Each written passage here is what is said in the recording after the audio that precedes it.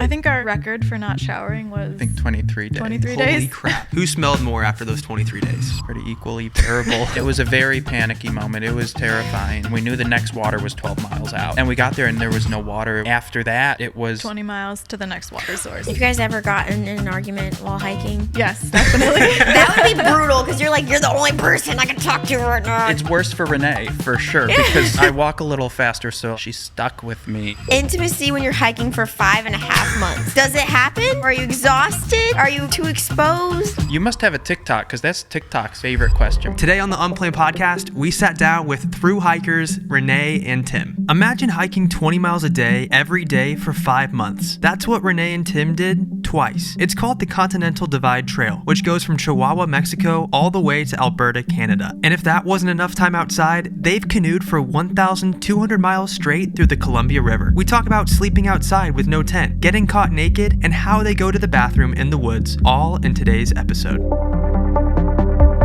I don't know if you guys realize this, but if you do the math, if you walk 20 miles every single day for 5 months straight, that's how long it takes to walk 3,000 miles. And that is the length of, correct me if I'm wrong, that's the length of the Continental Divide Trail, right? Yes. Yeah, we don't need to do the math. We've experienced that exact 5 months is how long it took. We're hiking a little over 20 a day. You guys are hardcore. And it was all Renee. It's Renee's fault we started doing this. Definitely. Really? To answer that question. Tim's mom gave me the book Wild for a present one year, about Cheryl Strayed. It's a movie too. Hiking the Pacific Crest Trail, and I was just very intrigued and just kept telling Tim, we need to do this, and let's do it now, let's not wait. And Tim kept saying we need to retire before we do it, and yeah, somehow I convinced him. I thought she was crazy. Because you guys both work regular jobs while you're taking 5 months off of work. How does that work, while you're working and hiking 5 months? Yeah, I'm an engineer. Tim is a scientist. For our first through hike of the Pacific Crest Trail, we quit our jobs and, had some ideas, some kind of loose things lined up after. But yeah, it was a big risk that we took. And yeah, you're our expenses will be low because we're just living on the land, kind of. Yeah, we had a lifestyle where we were saving money and living simply. And so financially, we knew we could do it. And I still felt like both of our careers were going well. Mm-hmm. And who leaves a good career kind of right as they're hitting the stride and goes off to be homeless for 5 months, 4 months? Yeah, and literally homeless. We packed up all of our stuff, put it in Tim's mom's basement, and yeah. Sold your house? We had an apartment. We moved out of the apartment and Mm-hmm. got rid of that. And yeah. Was your mom worried? Because I'm sure this conversation went something like, hey, Mom, I know I'm a scientist, but I'm going to quit my job and go hike in the mountains. What did she say to you? Full time, yeah. And eat freeze-dried food and coffee. I think my mom was relatively supportive. She thought it was exciting. She has joked, never give Renee a book. Or never get her an idea, because Renee has a history of kind of deciding we should do crazy things, and I'm always for it. So there was awesome. First hike we did, and Renee got us doing long triathlons before that, and so various crazy ideas always come from Renee. But Tim makes sure we follow through on the ideas. So yeah, it's kind of that's a good partnership. Yeah, or a dangerous partnership, but yeah. And the book you got, walk me through, what specifically was it about the book that was oh, I want to do this. I want to go do all these massive hiking adventures. Because it's not, we love to hike. We're avid hikers, but when we hike, we'll go hike for an hour. Okay? Not an hour. Or 3, or long 3. Ones. I know, but our and typical. But long for us is 7 hours. Okay, but our typical hike is probably 3 hours. Yeah.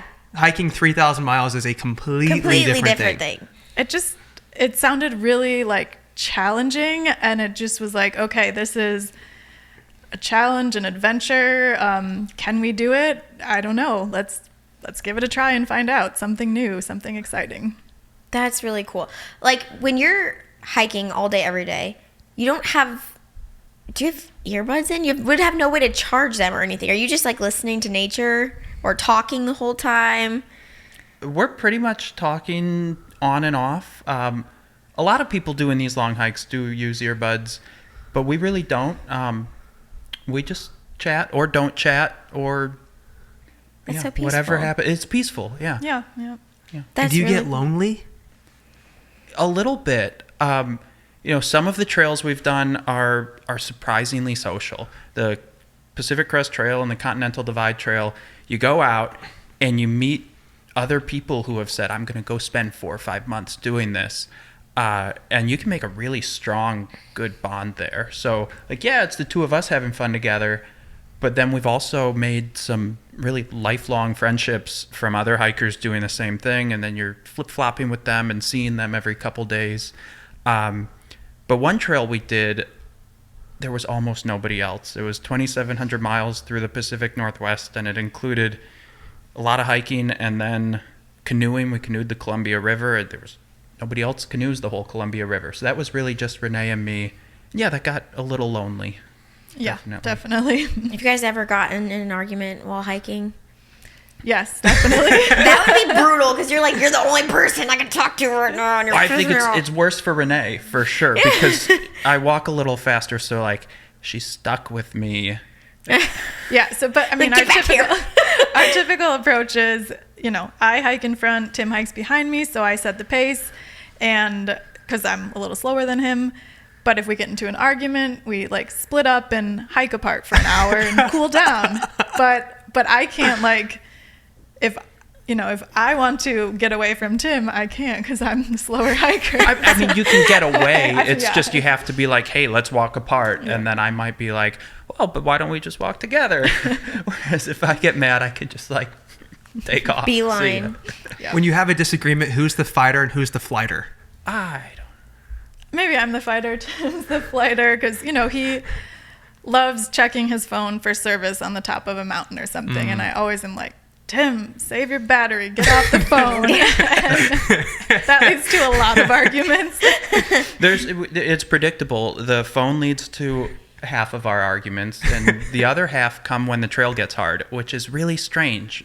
But we've figured it out. And if we have a big ascent or a big descent, that's when our speeds get different and our bodies just get out of sync, which accidentally leads to us disagreeing and fighting a little bit. And so now we sometimes just plan ahead and say, okay, we have a big climb, let's split up for the next 5 miles.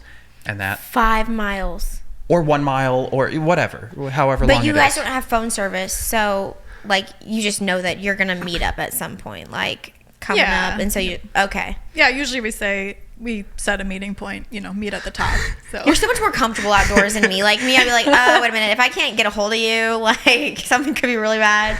And running out of battery on your phone, my guess would be that you would have some sort of solar panel or something to charge electronics. Is that something that you use to have battery on your phone when you're hiking? No, those don't work. They don't work? They don't work at all. And everybody thinks they'll work, and we thought they would work once. But it's not that solar doesn't work. Renee's a solar engineer. Solar works. But cool. But when you have one of those panels and you try to put it on top of your backpack, it doesn't collect enough sun as it's shaking around, and so we've given up on those. So we'll carry power banks, and we have to stop every week or so to get food. So when we're getting a food resupply, we'll charge our power banks and then head back out, but no solar. Has there ever been a point where your power bank gets lost in a river or something, and then you have no way of looking at a map on your phone or calling for help if you can't? Has there ever been a scary situation where you're not able to get service and you're freaking out? What do I do? I don't think so. No, I don't think so. On our first hike from Mexico to Canada on the Pacific Crest Trail, we decided it would be a good idea to share a phone. So we only had one phone between the two of us. That was a mistake. So usually, because there's two of us, I'm better at preserving my battery, so I always have, a phone. I'm guessing you guys had quite a few times then where you had to meet up in 5 miles then because you were sharing a phone, probably caused some controversies there. Yeah. But even we couldn't really walk apart because we use our phones for maps, and so that was our first time doing one of these long hikes, and it was a learning experience of we each need a set of maps. So we either carry a paper map, which is inconvenient, or we get 2 phones. Very cool. So you kind of touched on like dehydrating food. So how does that actually work? As someone that's never had dehydrated food, do you have to rehydrate it to eat it? Usually. Okay. Yes. Yeah, it depends on what. Fruit, you can just dehydrate and eat like dehydrated fruit or freeze-dried fruit. But other foods, like we dehydrate meals like rice and vegetables and beans, and so dehydrate those at home before the trip, mail them to ourselves, and then on the trip we either cook them, boil them for a couple minutes, or just soak them in cold water for an hour and they come back to life. Wow, that takes a lot of prep because you dehydrate it yourself.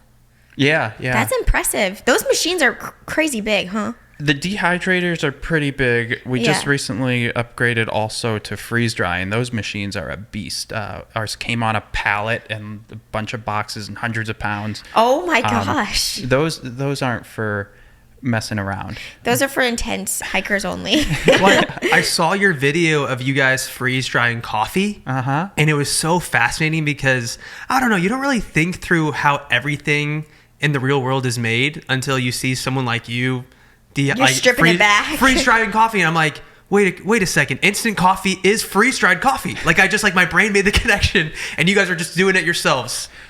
And it's good. Like, everybody hates instant coffee. This stuff was really good when we made it ourselves. I don't know quite the difference about doing it home kitchen scale versus commercial scale, but man, it tasted like coffee. It didn't taste like that crap you get in a jar. I feel like you guys are onto something, and you could probably have like a multi-million-dollar business here. I don't know. We put up that video, and we got a few comments, several from people saying like, oh, there's this little cottage company doing exactly that, and this other one. So I think the freeze-dried coffee, we're not the only ones who have figured it out, and if there's a business to be made, somebody might be on it. Hey. From watching your content, I've noticed that you guys have a large focus on coffee. Has it always been a big part of your life? It's so good. Let me get some.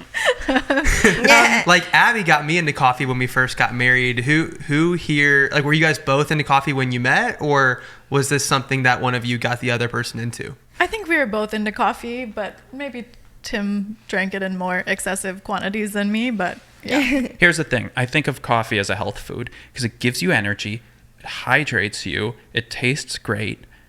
Like, it's the ultimate thing to put in your body. It's just so fuel. good. It's fuel. Yeah. And it definitely helps when you're walking all day long, that extra calorie or caffeine. Oh, for sure. When we were doing the Columbia River canoes, 1,200 miles of canoeing, the days were getting shorter. We really had to paddle always. We had this rule that we were not going to get out of the canoe at all if we could avoid it. And we figured as long as we're in the canoe paddling, we're making forward progress. And that's part exhausting. Of that trip really required coffee. We were drinking coffee in the morning and then drinking cold coffee in the canoe and then adding caffeinated energy drinks to water to bring them back. It was a very caffeine trip. Were your shoulders just dead? I guess probably your forearms would probably be more. Yeah, I mean, this trip we started by walking 1,500 miles, and so yeah, we had no strength in our arms. Right, we had said let's do push-ups every night so we have some strength for the canoe. But after you walk 30 miles, you don't want to do push-ups. I'm gonna take a nap. I love how casually you guys just say, yeah, walk 30 miles, walk 1,500 miles. It is such a large number. I ran 6 miles last month, and I have not ran since, and it was really hard. It was very, very hard. And it was 6 miles. And it was 6, okay? So, what you guys do is impressive, and I wanted to ask about the paddling, because you said to move forward, we had to paddle. Were you guys paddling upstream on the Columbia River? No, downstream. Okay. But it turns out we didn't exactly know what we were getting ourselves into. The Columbia River should be renamed the Columbia Lake. So it's one of the biggest rivers in the U.S. Okay. And it drains the whole northwest of the country, but it's got 14 dams, and they're some of the biggest dams in the world. And behind those dams our lakes sometimes 100 miles long. So we had gone into it saying like, we can hopefully do a lot of floating and get big paddling days in without much work. But no, everything took effort to keep moving. Yikes. Oh, wow. It was fun though. It was it was really good. Probably seen some beautiful sights too. Yeah, definitely. The Columbia River, when it kind of goes north in Canada and then comes back down to the US, and just huge mountains right next to the river with glaciers on top. It was gorgeous. What does incredible. a glacier even look like? Like, I honestly couldn't. If you asked me to describe a glacier, I know it's ice, but does it look like it's a mountain and it's just ice basically, or like how? That's a good question. How do you define it? I honestly kind of feel like it. I mean, when you're close up, it kind of looks like dirty snow. In Really? my Yeah. opinion. Because that's Yeah. how, like, I grew up in the Midwest, and I always heard, yeah, like, all this farmland was formed, like, with glaciers millions of years ago, all this. I don't even freaking know what a glacier looks like. So, Well, so like it's just it a bunch of looks dirty different, snow. I think, on the top of a mountain, because from the river we could look up and kind of see that it was thick and the wrong color, and yeah, I wondered also. I grew up in the Midwest too, and I've always wondered, like, if you were standing in Illinois and 10,000 years ago when it was Yeah. glaciated, would it look like you're standing on snow, or would it look somehow different? I don't know.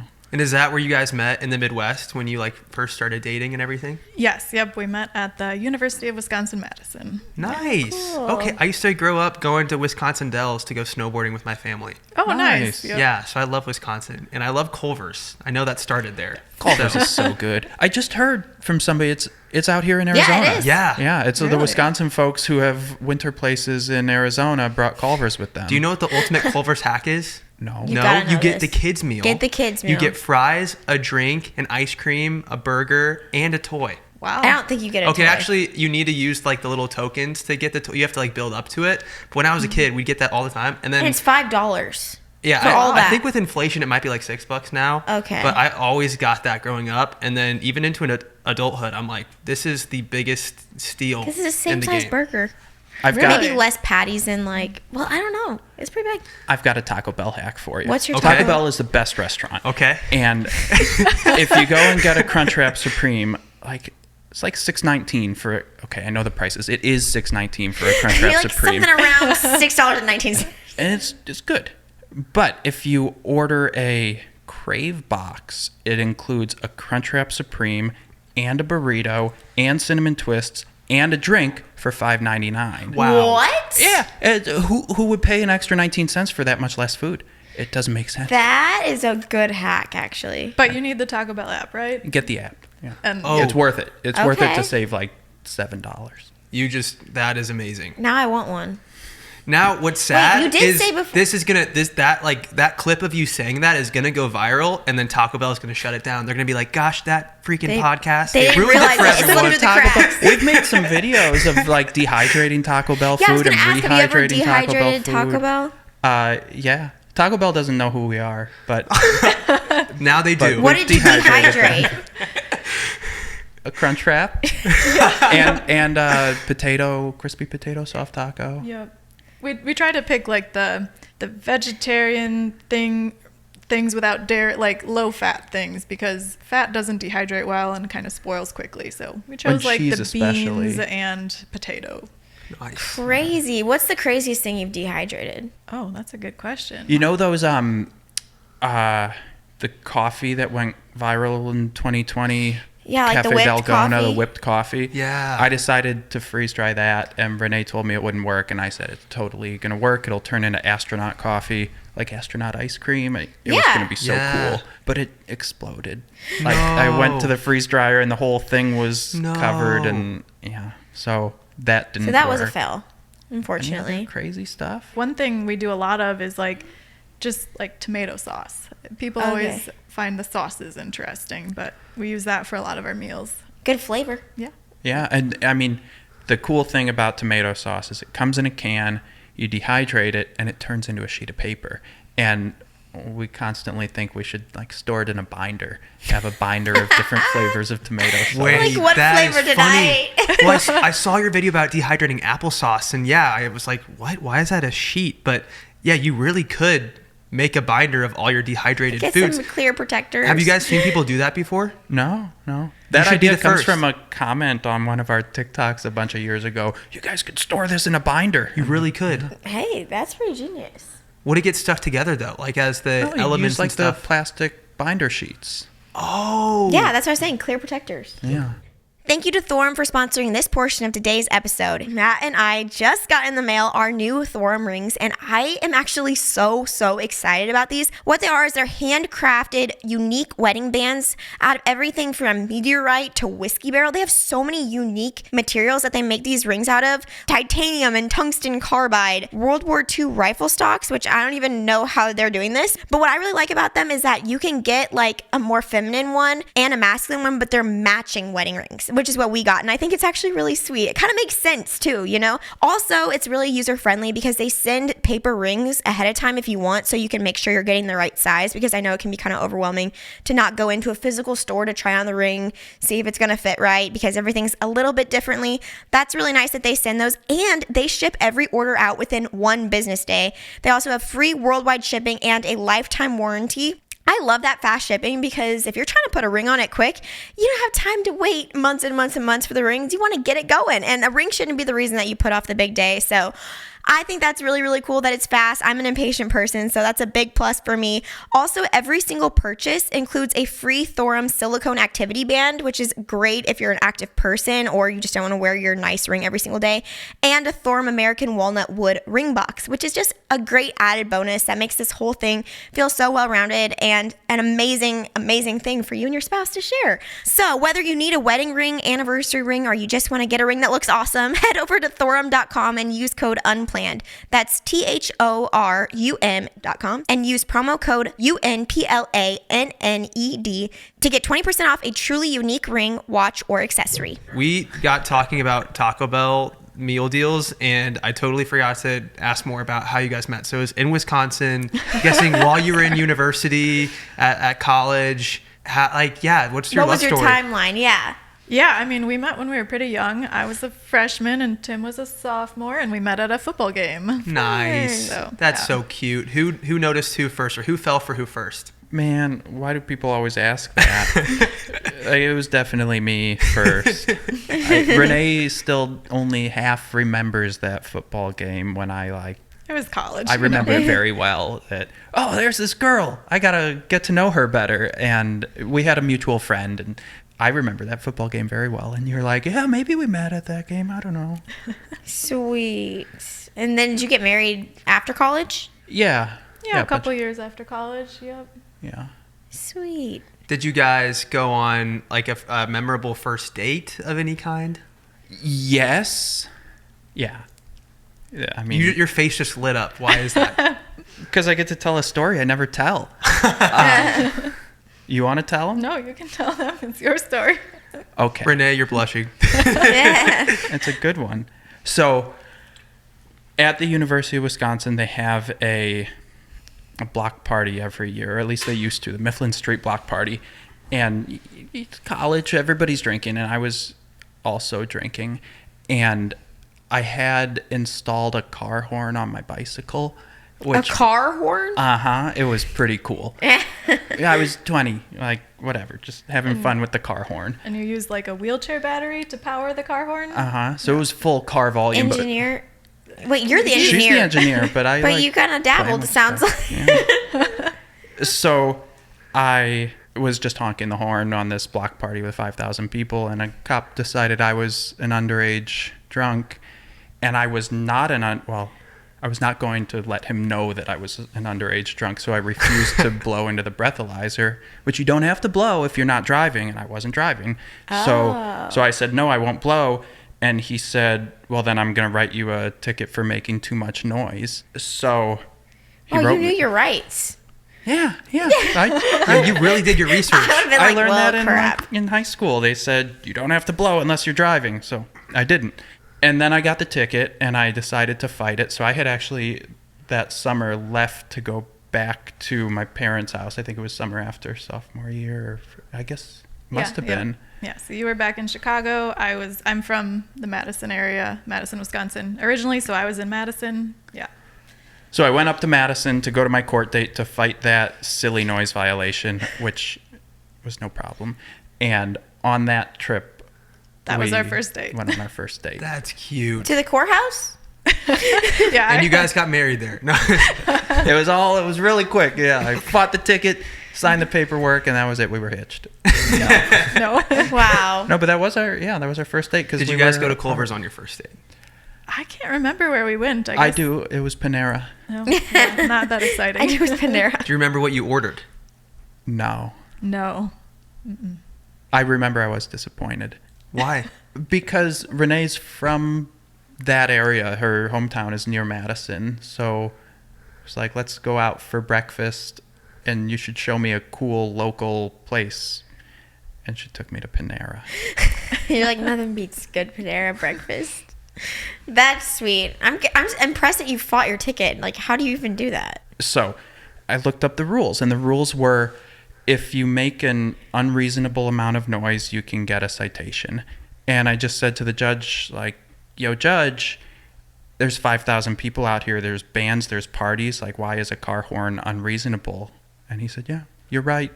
I'll give you 6 months to not get any more noise violations, and then you're off the hook. Wow. So, but that's how you say this wasn't unreasonable, which that's a valid argument at a 5,000 person block party, right? Like, everybody's making noise for lots of reasons. Wow. You have me convinced. There were no complaints. Nobody had called the cops to say this guy's crazy on his car bike horn. I didn't peg you as a rebel. So that's pretty impressive. That's a good first story. Did you guys ever, so you got married, and I feel like the common question after people get married is like, are you planning to start a family? Was there ever a point that you were like planning on having children? Or were you like, from the beginning, not interested for us? I think we've always kind of said like maybe someday, but yeah, the someday has never come yet. And I still no plans yet. Yeah. That's funny. Is that something, I know, like, especially like with relatives and sometimes like in-laws, that's something that people will like bug you about, like, okay, is it gonna happen? Like, is that ever something that family will ask you guys questions about? Not anymore, I don't think. I think. You just said, stop asking me, Mom, and then she stopped. Well, I think it helped that Tim's siblings had some kids, so his mom stopped asking because she had grandkids, and then She was satisfied. yeah, and then we started going on these crazy hikes, so I think they just realized we're a little crazy, and They can't control us. That's awesome. We were talking earlier about you guys cold plunging like in the Arctic or something, and something that you said, Tim, was that if you go from a sauna and you're in the sauna long enough and you just like stand outside and it's 0 degrees and you're naked, you actually don't get cold for quite some time, since you're still like, you have the body heat from the sauna. And it made me think, because like you just casually said you were just like standing outdoors naked. I'm like, have you ever had any awkward encounters where you're like trying to take a bath in a hot spring or something, and then like some random hiker sees your butt cheeks or something? Like, I don't know. I've never encountered something like that before. That's a good question. yeah, I mean, we definitely, if we think there's no one around and we want to take a swim, we definitely do it naked. There's been once or twice we've gotten caught. I do remember that. Which ones? I can't think of them. Somewhere in Northern California. Yeah, I think they were just kind of like, yeah. Oh, whoops. What do you mean by getting caught? Like, were you full on like bare naked, they saw you, or were you like in the water and then you realized, oh, I can't get out of the water because there's people here? I think I just remember being in like a lake, and you know, you're kind of really dirty. You don't shower that often. So you kind of like go in the water and scrub a little bit. So I think we were just standing, scrubbing, half in the water, half out of the water. And there were just I feel like they were hunters or something out there walking by, and oops. And they definitely saw both of you. Yeah. Oh man. Did they like laugh, or did you guys laugh? I mean, I think when you're hiking, you just kind of get in, you know, we'd been out there for a couple months, and you just kind of get into a mindset of you're just free and don't really care, and oh, okay, oops. Oops. Man. When we were doing the Columbia, there were no other people. And so we had these really big stretches of time where we were in Canada in this huge expanse of, like, you could see 20 miles to one mountain and 20 miles to another mountain, and we were down low, just totally open, paddling with no clothes on. Like, we'd have to put our clothes on to make a video because we didn't want to put up videos without clothes on. So that was pretty good. That must be pretty Paddling free. nude? Yeah. That must be That's amazing. crazy. Was it amazing? Yeah, absolutely. Yeah, definitely. And like, nobody's gonna see us because there's just nobody there. So, and that's weird. Like, even in California or the Rockies, whatever, usually you wouldn't have a chance to take off all your clothes with a 30-mile radius or 40 view around you of like nobody could possibly show up. But this was just such a huge space to be naked in. It was cool. So you guys have gotten to live naked and afraid. That's been not your the life. afraid part. No afraid. Oh yeah, you're not afraid. You're just naked and free. Naked and free. Yeah. Happy and naked. Yeah. Yeah.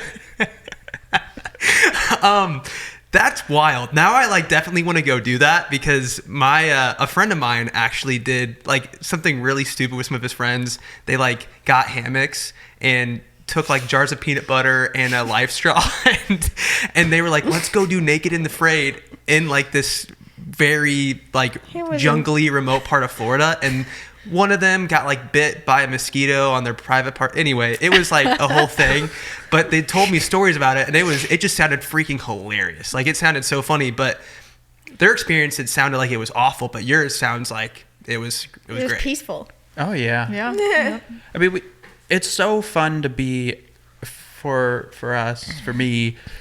It's so free. You said naked and free. That's the word that I always come to, is when we're on these long trips, we get used to hiking 20 or 30 miles a day.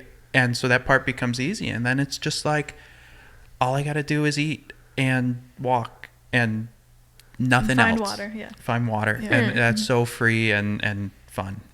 And when you're out there for months, how are you bathing? How are you showering? Walk me through that process. Yeah, so I think our record for not showering was it 20 days? I think 23 days. 23 Holy days. crap. Wow. But That must have been pretty there's smelly. Streams and lakes, so we've rinsed off in that time, but that's the longest without a Yeah. shower. Who smelled more after those 23 days? It was pretty equally terrible. And at the end of those 23 days, it was we did not like it. It was time for a shower. I remember we paid a lot of money for a hotel room in Steamboat Springs, Colorado, because that's a tourist town and hotel rooms are expensive, but it was like we were coming into Steamboat Springs and we needed a shower and there was no campground or whatever, so we got a pricey hotel room that had a shower. It had to feel glorious. Mm-hmm. But I mean, typically, we stop every 5 to 7 days to get more food. So we try to do laundry and showers sometimes, every other time. Describe the feeling of feeling the warmth of a hot shower over your body after going 5, 10, even 23 days without a shower. It's good. It's the hot's nice. The visual stimulation is good because you can look at the drain and say, how is it still brown? I've been running for 10 minutes and it's still just dirt draining down that drain. So Wow. But it's like 7 days is a non-issue. I don't even feel gross for 7 days. Like, we don't wear deodorant when we're on these trips. I'm sure we don't smell that great, but you change your expectation and it doesn't feel filthy.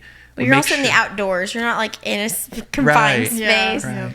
And then like health matters, so we're always brushing our teeth, and if there's blisters, we're taking care of those. We're doing the things that affect our long-term health, but dirt doesn't affect long-term health. So.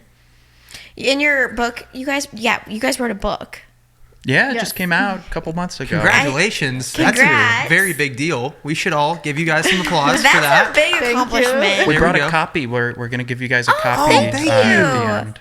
That's so You learn nice. a lot. I know you touched on like how you handle injuries or like illness a little bit in your book. Like, what if something happens like to you when you're hiking? Has something like ever happened?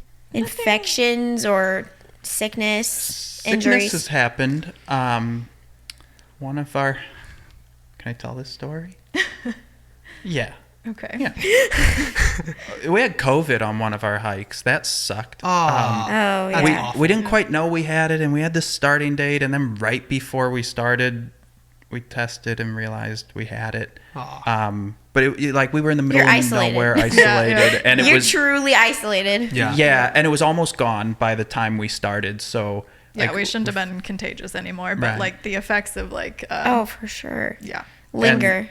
And we just kept walking. I mean, it made the walking less fun, but That had to still be walk. exhausting, though. Like Yeah. being sick and your body's already spending this, like, using this much energy to walk. Mm-hmm. That's wild. There was another time when I got really sick. We don't know what it was. Cold or something. Yeah, it was summer of 2021, and that year, right before the trip started, we both got vaccinated for COVID. So it was like, we're good, and we thought we were invincible. So then when I got sick, didn't test for COVID, because at that point, nobody knew that you could really Still get it get it after with the vaccine. So we didn't even, maybe that was COVID too.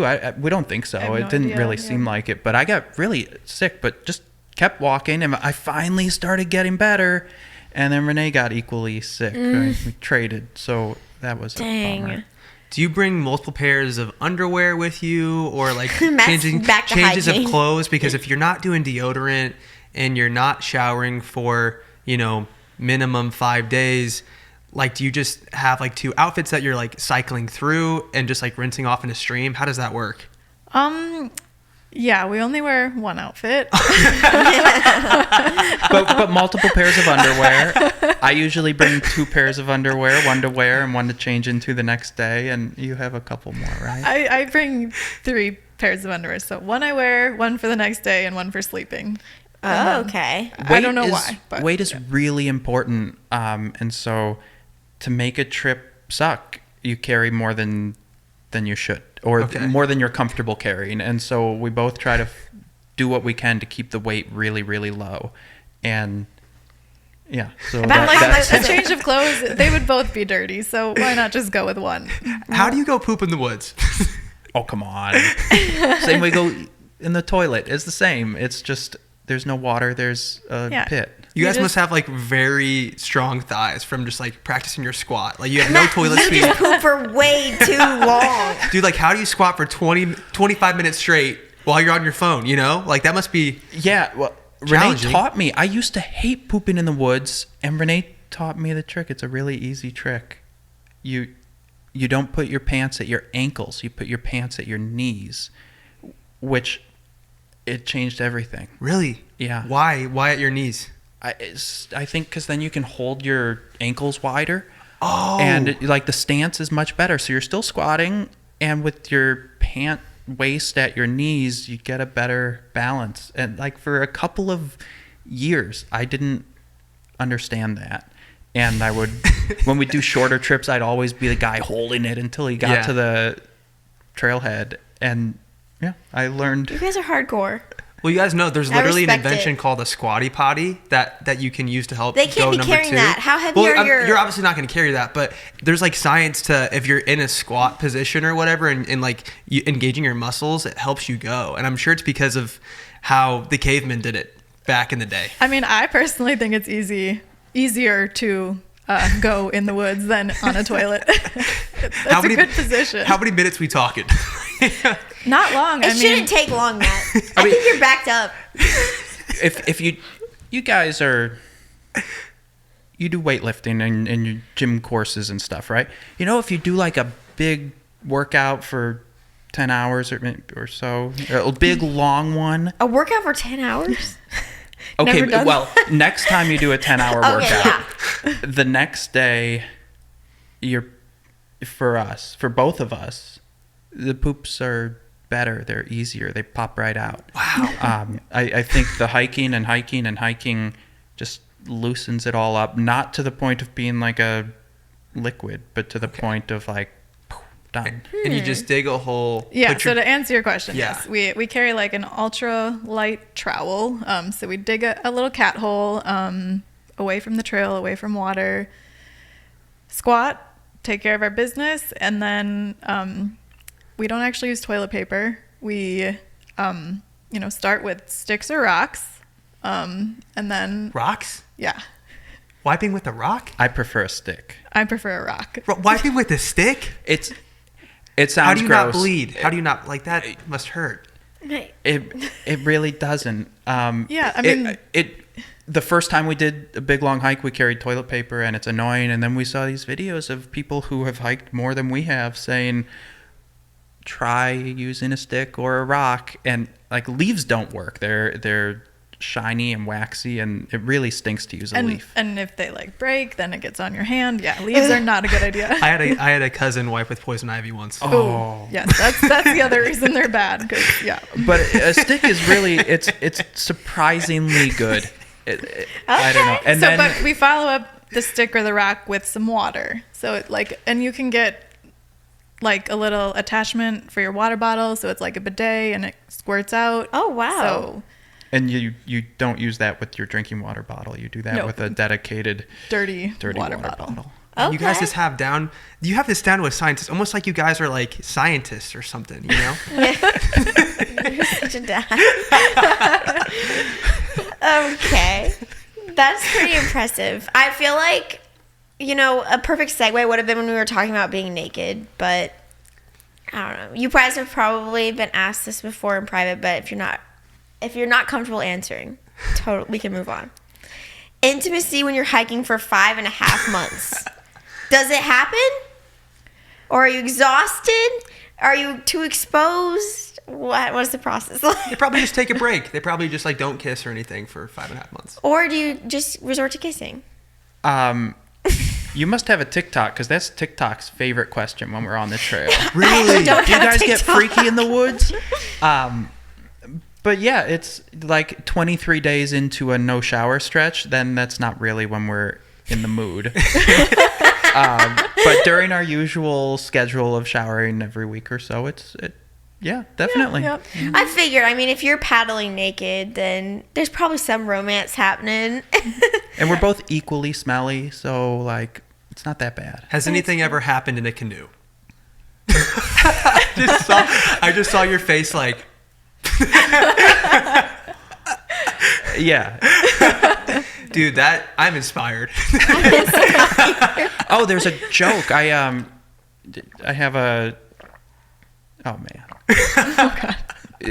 So I'm a scientist, and one of my colleagues, another scientist from Germany, he was at an American conference that I was at. And he was drinking coffee, and he walked up to me, and he said, "Tim," with this really... It's a dad joke like you. "Tim, what's the difference between coffee and having sex in a canoe?" Okay. I don't know. They're both near water. Or not coffee, American coffee. American coffee, yeah. How'd you respond to that? I thought it was good. Probably like you guys are responding. That was a good one. Okay.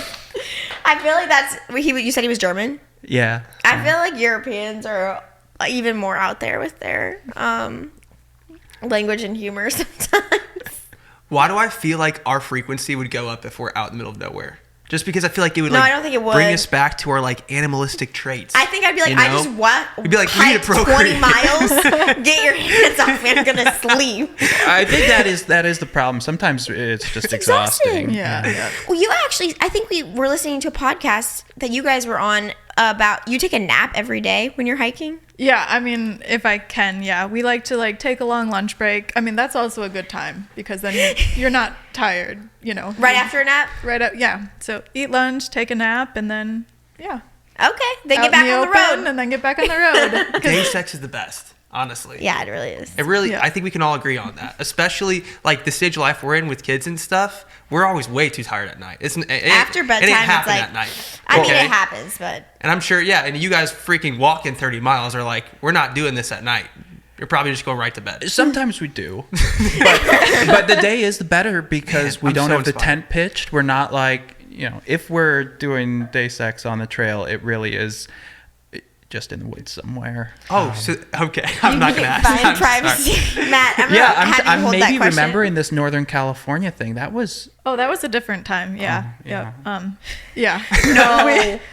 Yeah, how do you have privacy for that? Seen. Oh, Somebody that saw? one. We saw someone. You guys saw someone having sex on the trail? Yes.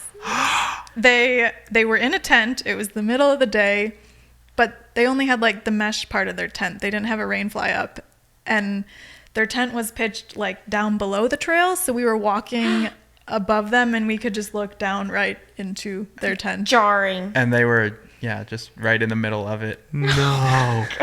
Did you ever I'm come sure into you're contact with mortified. them after seeing that on accident? No, that wasn't on one of our long hikes, so it was like a 3 or 4 day trip. yeah. We didn't have to bump into them a month later. Pardon Like, me. no, you Did were. you just happen to see it? Were there like noises happening Matt, or something? too many details. I don't know. Yeah, I mean, both maybe. Something had to draw Like, your it's just attention. like, you can like see out of the corner of your eye some movement and look down and oh yeah. Wow. Thank you to Rocket Money for sponsoring this portion of today's episode. I am as guilty as you are, probably, for having subscriptions that you kind of, sign up for and then later forget about. And that just feels like such a drain of money. And that's why Rocket Money is so helpful. Rocket Money is a personal finance app that helps find and cancel your unwanted subscriptions, monitors your spending, and helps lower your bills so that you can grow your savings. Because I feel like it's our generation's way of taking control of our finances again. It can seem so overwhelming. I don't know what it is. Picking up the phone and making a call, sometimes I have to sit for a little bit and just think about that. Like, who's going to answer the phone? How am I going to phrase this? Do I sound dumb?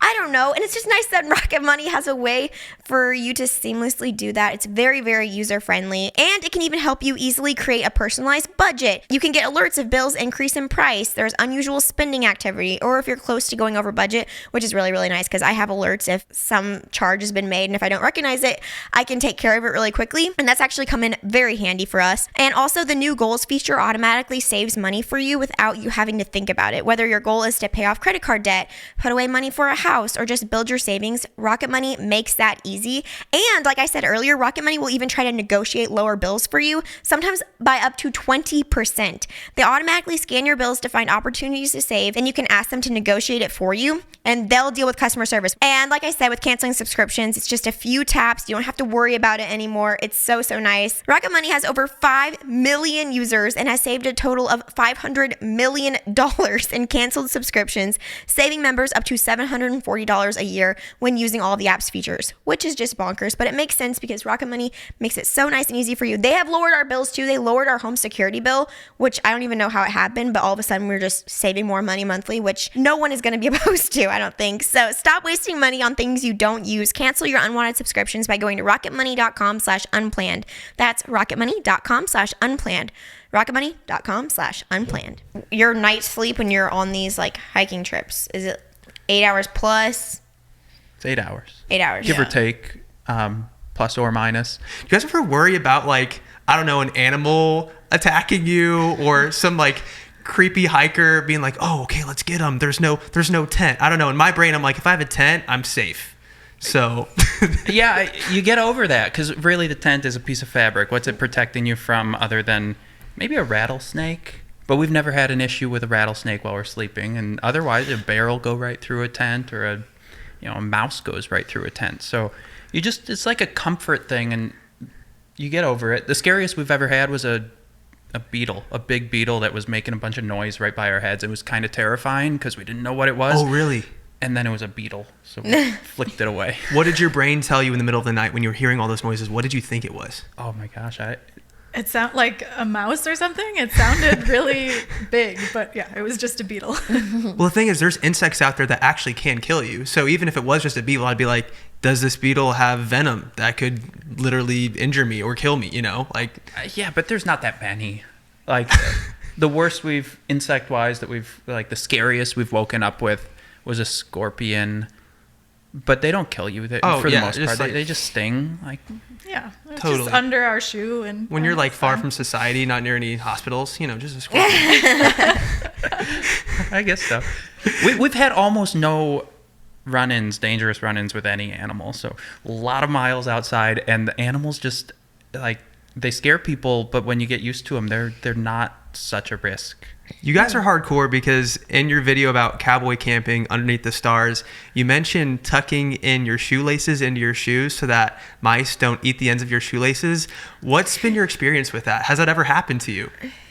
It has not happened to us, but it has happened to other, through hikers we've interacted with. And yeah, it's kind of sad when you wake up and half your shoelace is gone. So yeah, mice. And then another thing is deer like salt. So we've had our friends have their hiking poles stolen by deer and drug off. So yeah, you just got to keep your camp clean and tidy. You said salt?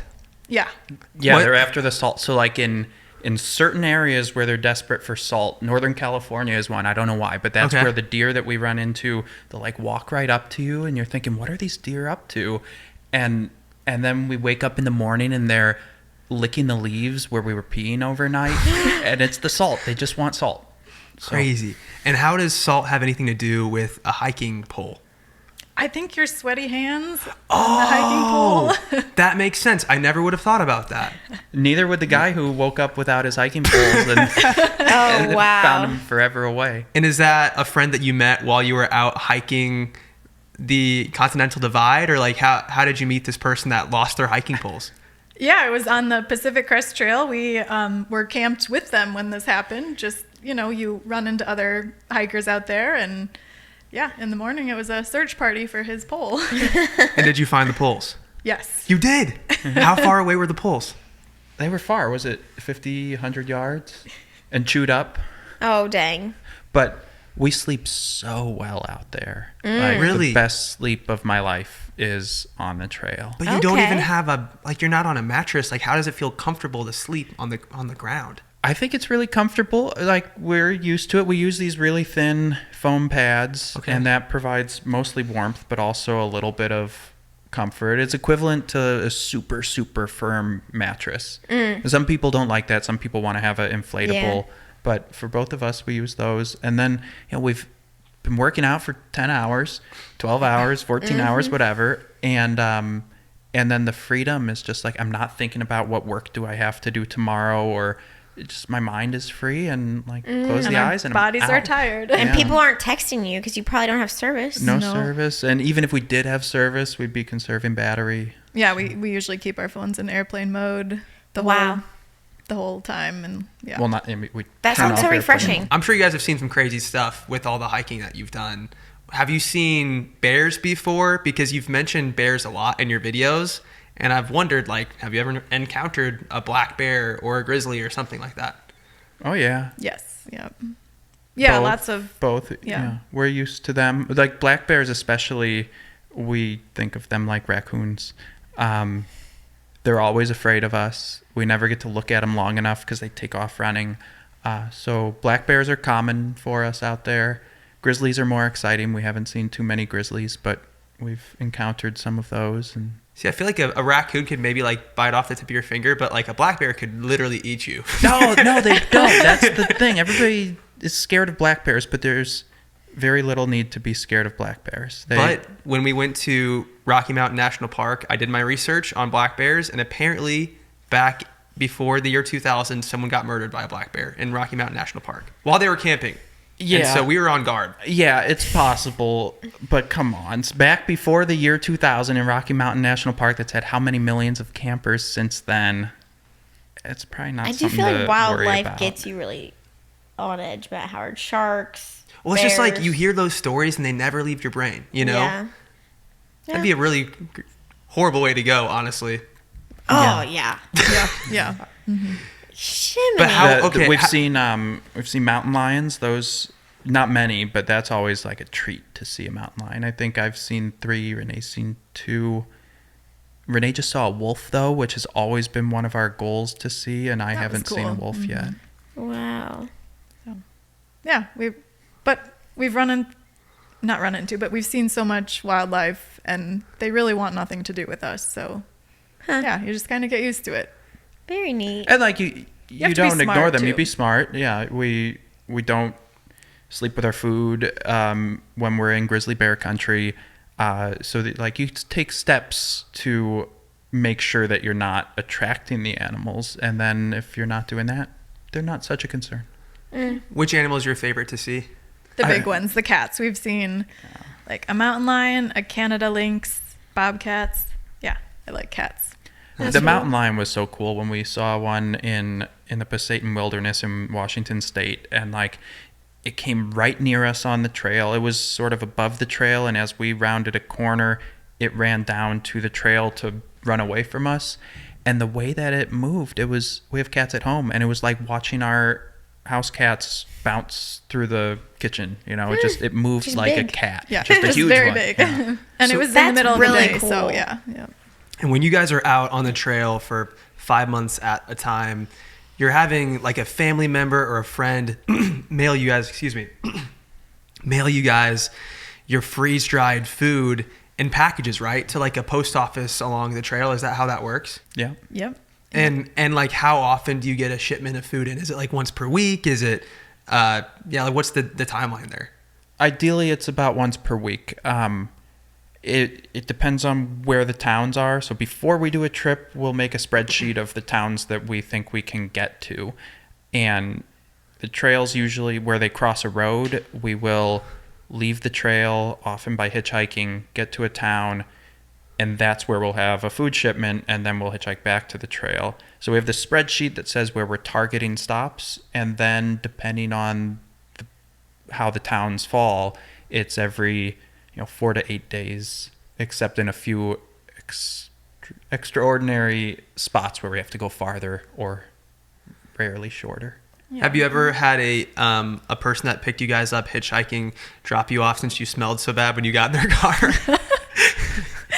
No, not yet. Usually. I'm sure we've had lots of people comment when we get out of the car. Like, We've hitchhiked they stink. We It probably used to smelled too. hitchhike. We've hitchhiked in national parks before, and I think that like really freaked our parents out. But Yeah. I think it is kind of like the culture in those parks where it's like people are, ending up really far from their car at times, Right. and that's kind of necessary. It's not like you're gonna Uber within the park, Right. Yeah, You might yeah. not have cell service. It's like it's not practical to Uber, and hitchhiking.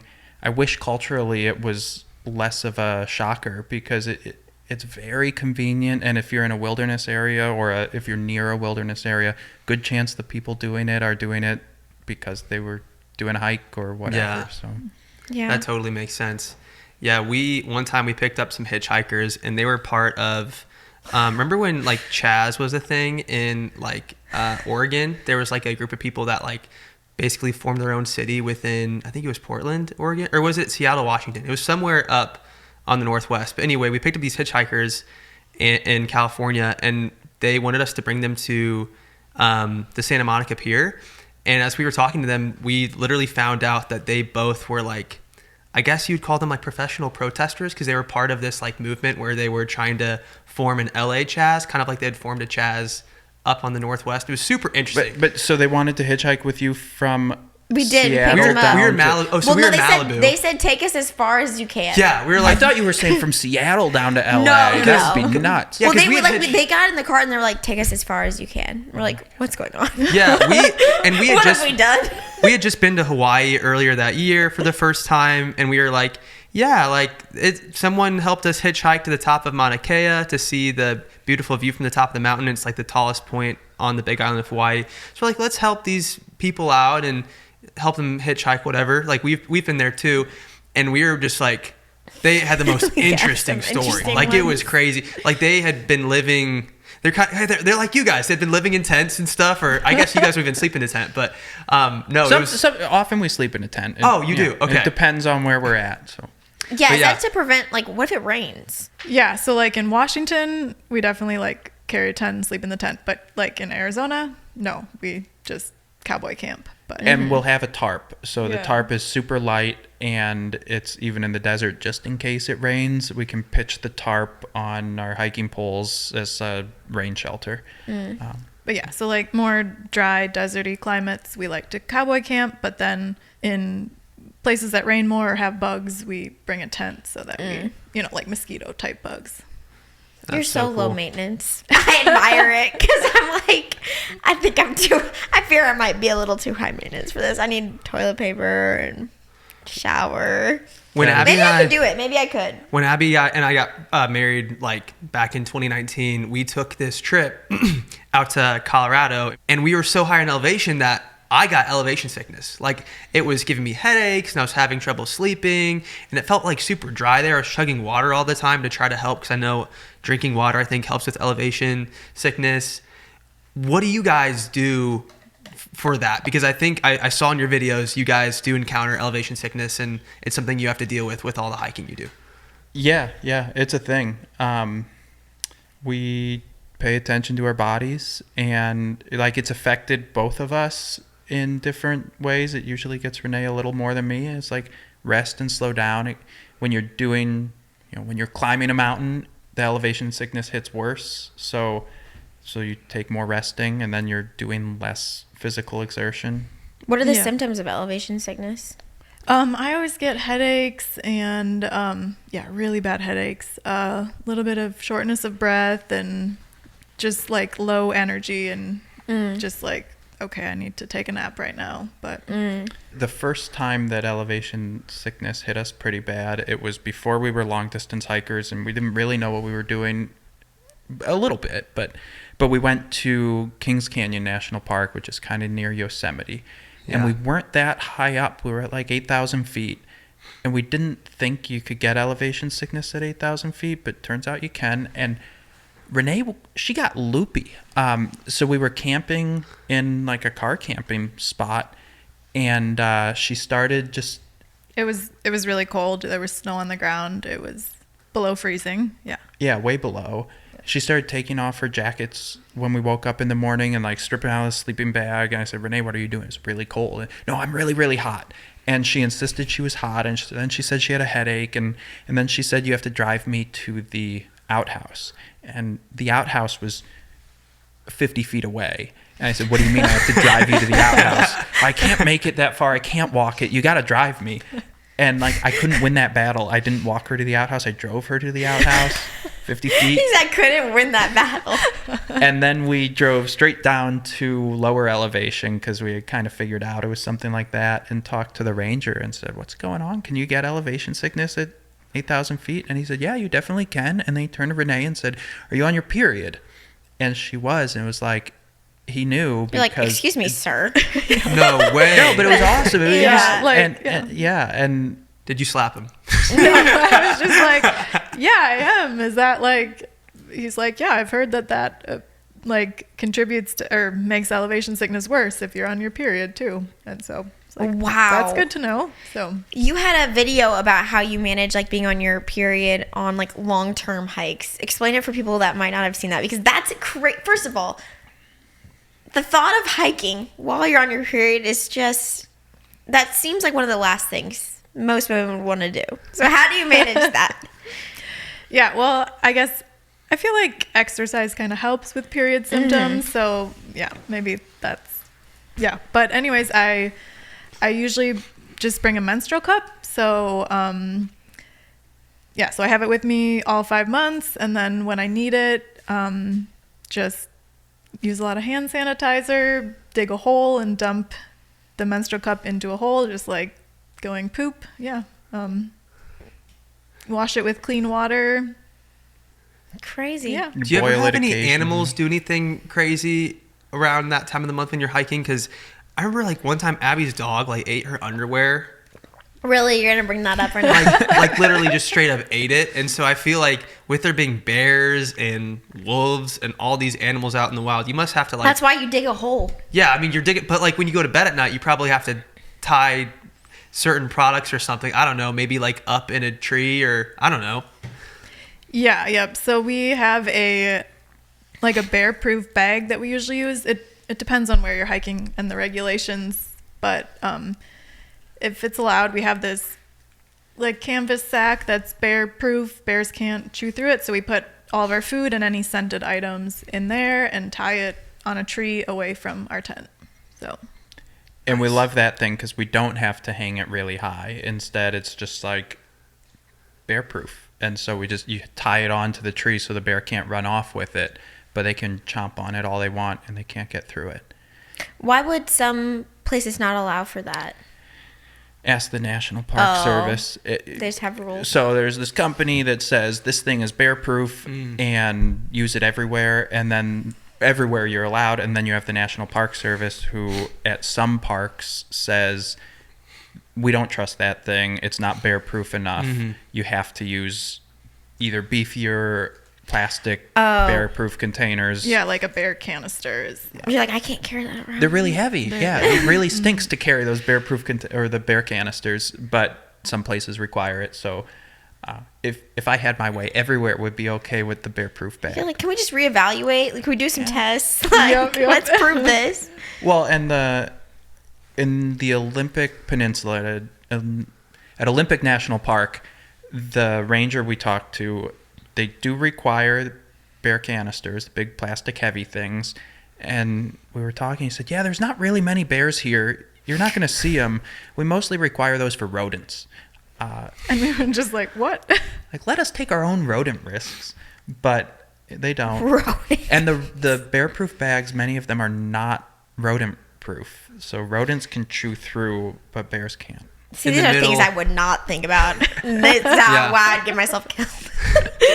No, I feel like we would die. Like, I truly feel like if Abby and I decided tomorrow I think I'm not cut that out we're for going to that. go do 3,000 miles of hiking, I think we would die. We'd either we'd get eaten by an animal, we would kill each other, like something would happen. I don't know. Like something crazy would go down on this hike, you know? I don't know. There's no way we're making it I feel like out. if we went with them, it would be better. Like they would, Yeah. they would make me feel confident. If it was just like Matt trying to make a decision in the wild, I feel like I feel like, what do you know about this? I think I'd make too many dad jokes and you'd like push me off a cliff or something. That's so dramatic. That's wild. So you're not packing water, or are you packing water? We're Finding water. Finding water, yeah. So we pack a water filter. So then and maps, and then we use our maps to see where water sources are and filter the water. Is there ever a time where you like expecting a water source to be somewhere and it's not? And is that a panicky moment? Yes. Yes. It's happened, I think, once. And it was a very panicky moment. It was terrifying. Thank you to Dreamland for sponsoring this portion of today's episode. My kids have a strict regimen when it comes to nap and bedtime. We don't play around. We have our rituals and our routines when it comes to sleep, and it works like a charm because our boys are awesome sleepers. I don't care if people make fun of me for being very strict about this because we sleep good at night, and so do our boys, and that's all that really matters. And I attribute so much of that to our Dreamland gently weighted sleep sacks. Our boys love their sleep sacks. They know it's time for bed as soon as we zip them up in them. If you don't know what they are, they're basically gently weighted at the top. Your babies can still move around in them. They can stand up. They can walk even. It's just enough to make them feel like calm down. It lowers their stress levels. It evenly distributes weight from their shoulder to their toes so they can just fall asleep faster and stay asleep longer, and they love it. I always say they feel snug as a bug in a rug in them. They're made out of an amazing fabric. It's 100% organic soft cotton. It washes really well in the machine. We have washed them time and time again, passed them down from baby to baby, and even passed them on to friends when they've grown out of them. It's the gift we always get friends when we find out they're having a new baby because we really, really believe in them and love them and had such a great experience with them.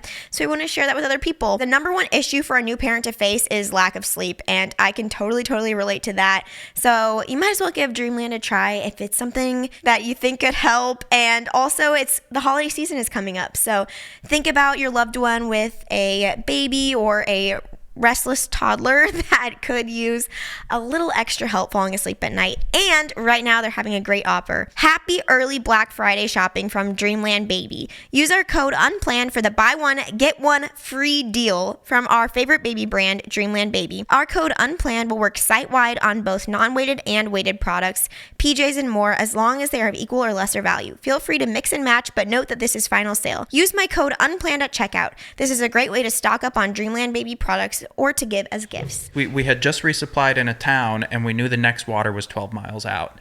And we had enough water to go a little beyond the 12 miles because you like to be a little safe. Yeah. Mm-hmm. And we got there, and there was no water. It was a spring that was just completely dry. And after that, it was, 20-something miles? 20 miles to the next water source. Yeah. And so that's a long stretch no matter what. And doing 20 miles without water seemed foolish. So we weren't going to do it. So we had to turn around and go backwards towards the road we had crossed that did That have town a town. again? Yeah. Yeah, but the problem was It's it was 12 just a miles. road. It was 12 miles back. It was just a road, and we would have had to hitchhike back into the town, but it took us 2 hours for a car to pick us up the first time. So it was just like, Because oh that my was like in the gosh. middle of nowhere. There were almost no cars driving by. And the town was like a 50-person town or something. So, yeah. But so, we didn't follow the trail back because we knew there was no water on the trail. So we looked at our maps and found some like dirt roads, and they had like cow ponds labeled on there. So we went back towards the road on this dirt road, hoping that these cow ponds had water. And the first one didn't, and the second one didn't, and the third one didn't. And eventually, after going 11 of the 12 miles backward, we found this disgusting cow pond. Yeah, what's a cow pond? It's where the cows drink and poop and whatever. And poop? There's poop in this water. Yeah. That's what the filters are for. We How told you good we are have these these filters. filters? The filters are really good. We've never gotten sick. Okay. Like, Good enough it's to not the filter cow's out toilet. actual It's poop. just that they go It just stand in the happens. lake and drink water, and it's a small Yeah. enough pond that it has plenty of cow poop in it. Oh, Okay. wow. That was disgusting. And the filters, like, it was this gross brown water. And as we filtered, it came out clear. Totally Wow. clear. And all of the cow poop was gone. And then you just went to the 20-mile, the next one? Yeah, so then Then it we was had- like 30 miles to the next water Ah. source. yeah. Did you boil the water at all? No. Is there any way to boil it? Because you've mentioned, heating stuff up. Do you have like a little canister that lights up and it's like a little skillet or something? Yeah, we bring a little stove that we make our coffee or dinners in. Yeah. With a pot. But the filters work. Like, as long as you're using a filter rated for bacteria, cow poop isn't a problem. That sounds gross, but Are these like expensive water filters? no. No. Really? They were invented, I don't know, not that long ago, and everybody's switched over to the style we use now, which is cheap. They're a whole bunch of small It's like fibers not that very big, like 6 inches long. Yeah. 5 inches Oh, long, wow. a and you little screw it on the cylinder. top Yeah. of your water bottle, and it has teeny tiny straws in it, and the water gets forced through those straws and bacteria doesn't fit through. So after the water travels through this little straw and comes out the other end, there's no bacteria, and Very you're good to cool. go. So then you had to go 30 miles without another water source. Right. And so you just had to fill up one water bottle and make it? We had enough water bottles to make it the 20 miles because we thought that was our longest like stretch. Yeah. But so we got creative. We drank a ton of water as we were sitting there. We call it cameling up. So Wait, I heard that was a myth about camels. really? Okay. I Like- don't know like- anything about camels, but that's just the expression for Okay, when we well, I drink get what you it. mean. Oh, yeah. Well, I need someone to fact check me about camels. Yeah. I think it's fat then that's you stored just- in their humps, honey. I don't Yeah, think I don't- that's what I'm saying. I don't the think myth it's is water. It's water, but it's not water. It's fat. Yeah. But I'm sure they do preserve water very well. So you cameled up. Okay, we cameled up. Yeah. And then we also like filled our pot with water. Okay. Yeah, it kind of worked. That's And, something we would fight about. I'd be like, you're drinking too much water. I just looked it up and I was right. AI just confirmed it's fat in the camel's humps. Okay. So you're the one like me, always on the phone, and Yeah, and Not I'm getting in trouble supposed by Like, Abby. please stop Googling that. Save your It's battery. like, stop talking. can I run to the bathroom? Yeah. Oh my gosh, yeah, go for it. You can explain how you get to the water source. Yeah. okay. Just yeah. don't dig a hole in there. That's like really nice flooring. I'm sorry. Why are you doing this? Hey, Renee's laughing. She thinks I'm funny. Okay. I'm literally, as I'm talking, Abby, I'm realizing I'm turning into my dad. You It's are. crazy. Why are you just not I'm realizing literally that? my dad. It's freaking me out. Okay. Filled up your Oh pots. my gosh. Yep. So then, yeah, we took off walking, and we actually found like a plastic water bottle. Like, I don't know, 10 or 15 miles later, we found like a half full plastic water bottle on the ground. Shame on them. But and good yeah, for you. And then we were just like, okay, let's steal this for emergency supply, and yeah, we'll boil it or, filter and boil it if we need to use it. But, and then the trail crossed a road, and there was a little trail register where, you can put your name and the date that you crossed. And inside the trail register were 2 small Gatorades. That was glorious. Trail I'm sure. magic. Yep. Trail magic. Do people do that to be nice? Like just put little treats in there and stuff to be nice to hikers? Yes. Yep. That's so cool. Yep. And Also, sorry, you keep talking. I okay. totally interrupted you. Like a couple hundred miles later, we met the guy who put the Gatorades in there. He was out camping for the weekend, and I don't know, we got to talking, and it turned out he was the one who put them there. Thank you so much. We actually needed that. And he put them there the year before, and he was like, oh, is it getting low? I should go add more. Part of me hopes that the man that did that, who you guys met, was my high school teacher who taught me geology, Mr. Schaus, because he was the first person that introduced me to like backpacking and doing like the Appalachian Trail, because he did the Appalachian Trail when he was in college and was super passionate about geology and rocks, and somehow got me to be very passionate about like geology and rocks at the time. But because I had never, like when I was watching your videos on TikTok, it was just bringing back all these memories of Mr. Schaus saying, we would get our meals shipped to us at the post office and go pick them up, and we'd be so hungry out there on the trail because you don't have the most food. And so anyway, I hope the person that did that for you guys was Mr. Schaus. Was he a 60-year-old man that like was super happy with like thinning hair? So let's go with it. Okay. It was him. He was probably something like that age-wise, and he was super happy. And we only know his trail name. He was Mosey. Trail name? Yeah, you get nicknames on these trails. We call them trail names. What are your trail names? We've had a few. On the Pacific Crest Trail, I was Sausage, and Renee was Blue Man. Yep. Blue Man? Yeah, I halfway through the trail, I decided to buzz off all my hair, just because I was sick of it. You buzzed off all your hair? Yeah. So I had like a buzz cut, and then I had like my base layer was bright blue, so everyone said I looked like I was in the Blue Man group. But the base layer, like... You're like, thank you. You basically never... She didn't hike in that, except for this one day. It was... For some reason, you hiked in that. Yeah, so and usually I was only that's wearing just the this pajamas. bright blue outfit, and but... Wow, I'm just amazed you just got sick of your hair and buzzed it off. But I guess when you're in the wilderness, you're like, what is this serving for me? Right. Yeah. The freedom out there, it's again, like, why not buzz off your hair, and why not just do what you want? It's so great. Yeah, I mean, like, most people out on these long through hikes don't shave their legs. I didn't shave my legs, my armpits, anything. Like, just like I love that for you. That's so wild and free.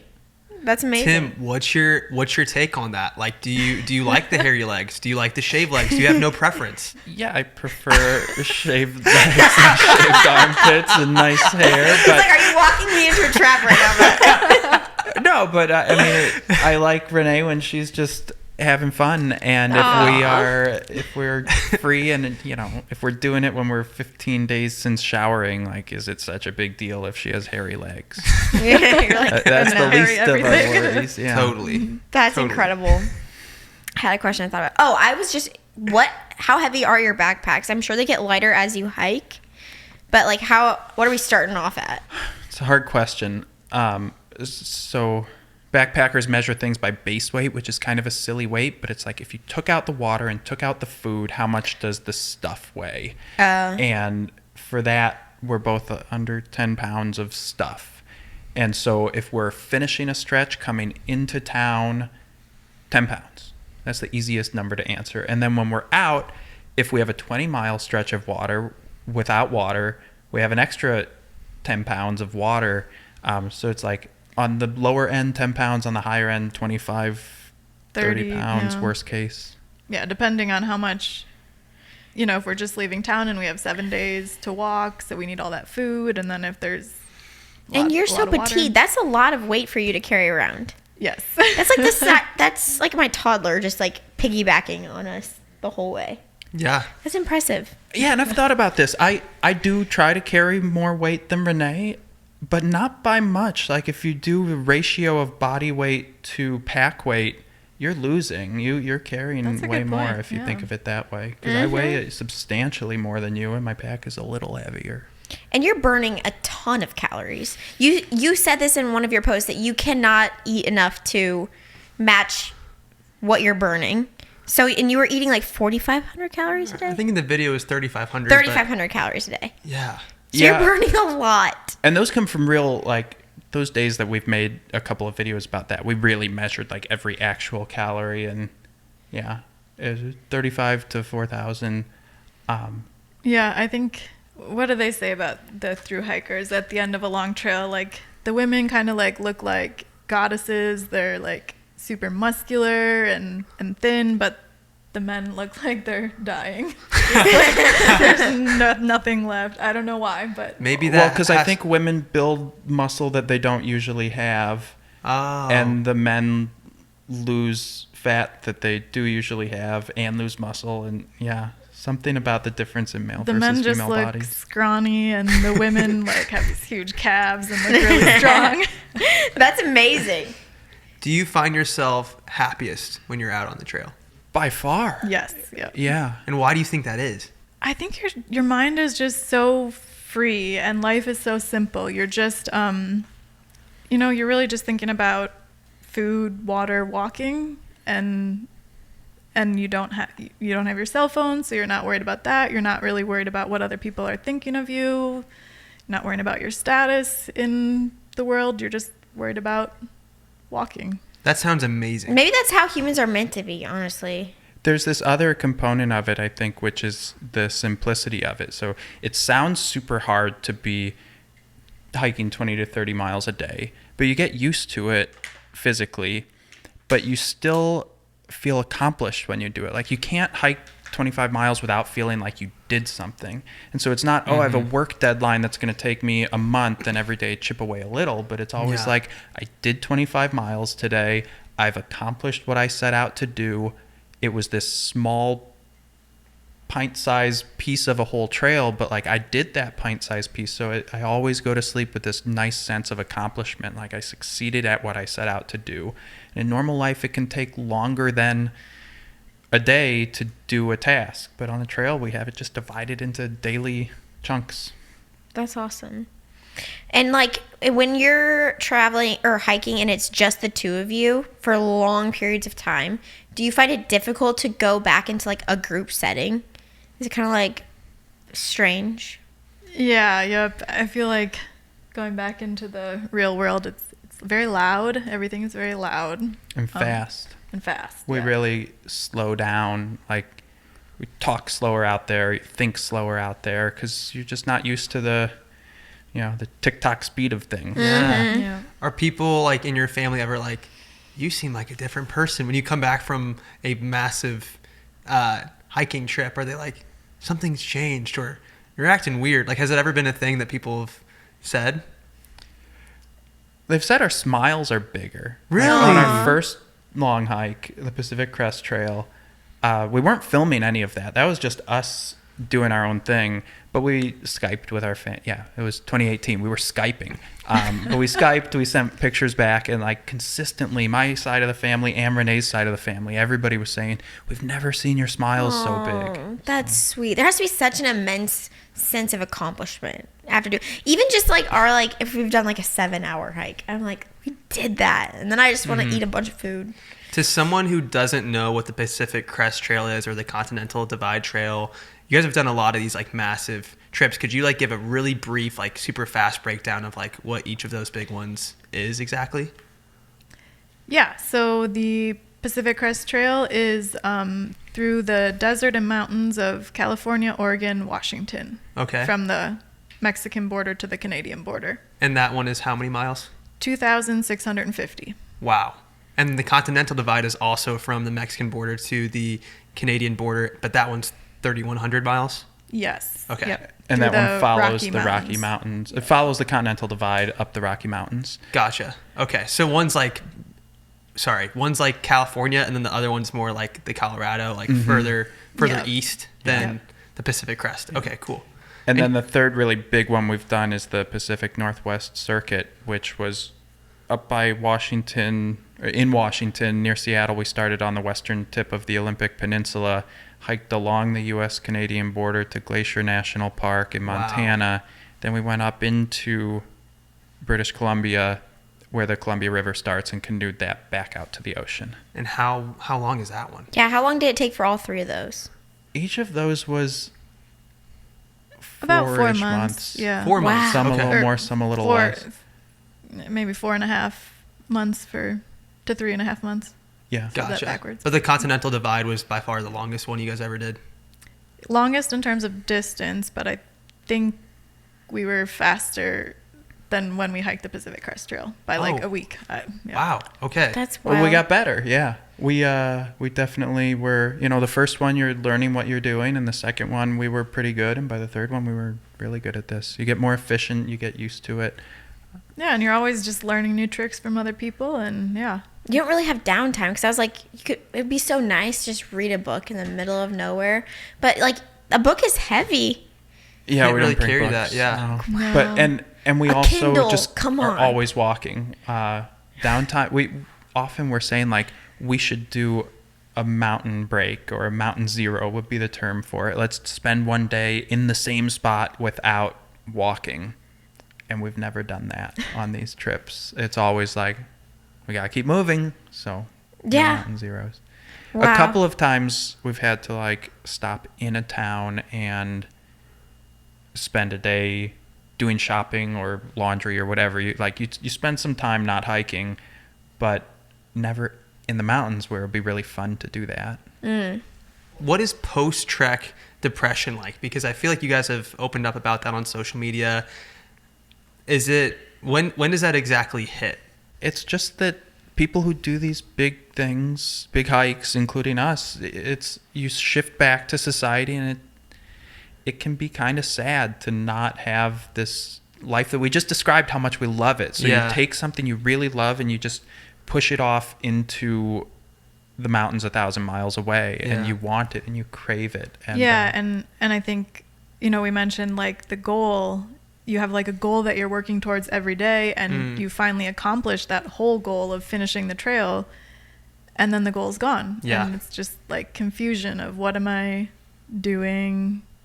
And so it can hit, pretty quick, a couple weeks to a month later, and it's hard to reintegrate into society. And how long does that last?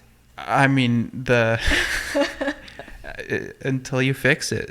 I'd say, tell me if you agree, Renee, but I'd say that the first time we did a big hike, we had some degree of that post-trail blues or post-trail depression for like 3 years until we did our next huge one. And it was just like this emptiness of, I just want to be out there on the trail. It's not like we were depressed for 3 years, but felt a little bit incomplete. Yeah. I wouldn't say it's so much of an issue now. Now we've gone back and forth, and it's like, well, I have my life in the city, I have my life in the woods, and they both exist in parallel. Yeah. It seems like you guys are very simple people when it comes to your need. It seems like you really crave the simplicity of life, being out on the trail and not having to worry about running errands or, worrying about what people think about you. Is there a life change that you made after starting this journey of going on these massive hiking trips? Did you start getting rid of things or living more minimalistically? Like, did you, sell everything you owned or something? Like, was there any big life change that occurred after your journey of going on these trips? Stuff became less meaningful, and we didn't necessarily even understand it. So do I keep going while she's Oh gone? yeah, you're good. Cool. You can chat away. All right. Super chill. This is the Unplanned podcast. So Awesome. So when we finished our first big trip, we then moved to Germany, and it was another big life change of, we were just in the woods, and now we live in Germany, and we got an apartment. We got kind of a nice apartment, but we didn't really want to go buy furniture, because it felt like, well, what good is furniture? So we went to a thrift store and got some $5 chairs, and our footstools were beer cases. They have plastic beer cases over there. Those No are like way. the ottomans. Yeah. And it just felt like that's all we need. We never really got around to decorating or anything because, yeah, we wanted a nice apartment, but we didn't want to buy a bunch of furniture that, what does that give you other than status? Like the chairs were good to sit on. So, Man. and there was confusion. Like that was this life change of what is the furniture even for? And not that we sit on the floor now, like we've reacclimated to normal life. We actually just bought a nice set of living room furniture for our current house. Okay. Which was a big step. Instead of beer cases. But Yeah. But yeah, that was like coming off the trail and trying to understand those two sides of life has not always been easy. What do you think is silly about what I guess some people choose to spend their time doing? Like I think hearing you say, yeah, we just got some beer cases and used them as a stool and had our chairs from the thrift store, like recognizing all that. What are things that you think are just like dumb? Like I'm guessing you probably think keeping up with the Joneses is like the stupidest thing ever. Something going through this experience is I've realized for me what is luxury and it connects to keeping up with the Joneses. Like if the Joneses have a nicer car, then you get a nicer car. But now you don't like the Joneses, you like the Smiths because their car is even nicer. So dumb. Yeah. And like luxury is kind of nice as long as it feels like luxury. And if something becomes the norm, then no longer does it feel special. And making sure that those things that feel like a treat are a temporary treat, and it's not depriving myself, but it's just I enjoy something more if it doesn't become the norm. And here's an example. We love coffee. Like I just love coffee. We don't have a nice espresso maker. It's not because I don't want a nice espresso maker or that an espresso maker is more money than we could afford, but it's that if I woke up and had a fancy oat latte every morning, then when I go to the coffee shop and get a fancy oat latte, it would be less of an experience. And so that's like one way for me to make sure that I'm enjoying these luxuries or treats a little more is by making sure that it's not what I get used to and that I need more and more and more of it. I think good. You're right about this comparison mindset being so dangerous because it really doesn't ever end. Like it doesn't matter how much stuff you acquire, you're always going to want to get more. It's like a never ending game. And I feel like even the wealthiest person on this planet with all the wealth he's accumulated over the years, I'm sure there's still this desire for him to have more. So there's literally no end to it. Something I want to try this could be really dumb or this could be really cool, but I saw this on a podcast, so I want to try this actually with all of you guys. So if you look around the room right now, pay attention to everything you see that's brown. So like try to count, if you like look around the room and try to count everything that you see is brown.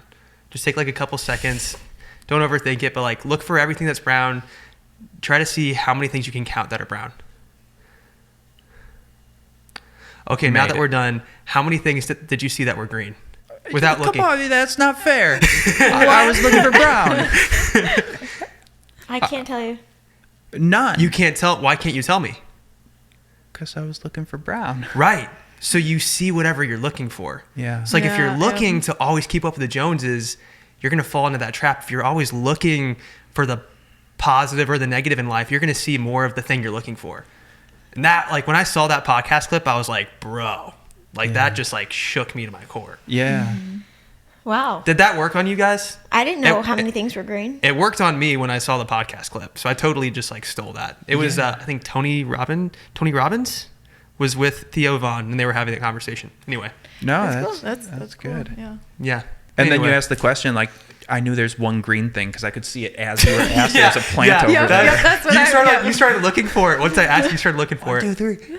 I counted 8 brown things, just for the record. That was I counted 8 also, actually.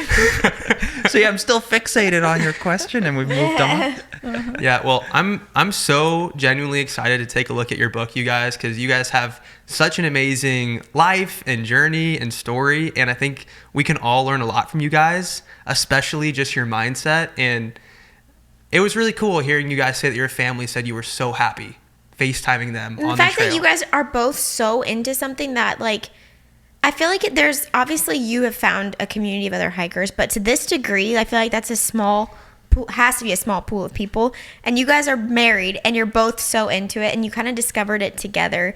Like, that's really cool. Like, yeah, you guys can journey for months at a time, the two of you, and you're buds. I love that. It is pretty cool. And it's there's no one I'd rather do it with, and we have so much fun out there. So it is really, we're lucky that that we're both game for it. I love that.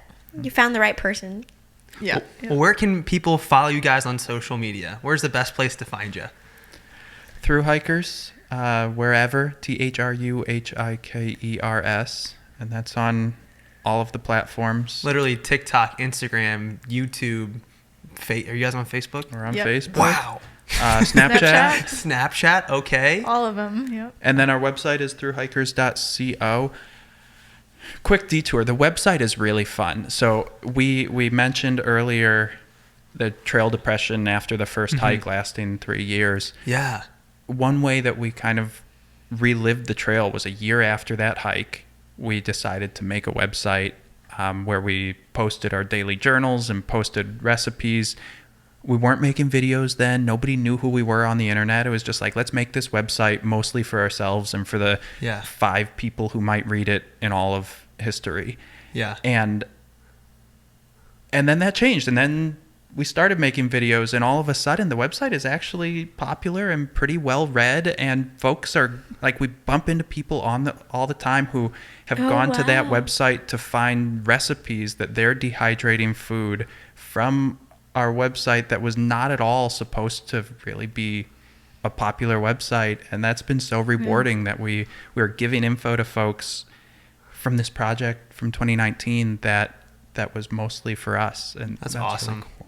How cool. That's awesome. And I love that you guys are making content that is like putting out good energy, good vibes into the world, because I feel like, I just think we need more of that. I think we need more of that in our society. And so thank you for sharing your story. And I just know that you guys are like honestly changing lives. Like, I know there's someone out there that probably found hope in hiking that like would have been lost without finding you guys on social media. So thank you guys for what you're doing. I know you guys are like making a positive impact on the world. Thank you. you. Yeah. Awesome. We'll go follow them, check out their book. And as always, this is where we say peace out, dudes. 3, 2, 1. Peace out, dudes.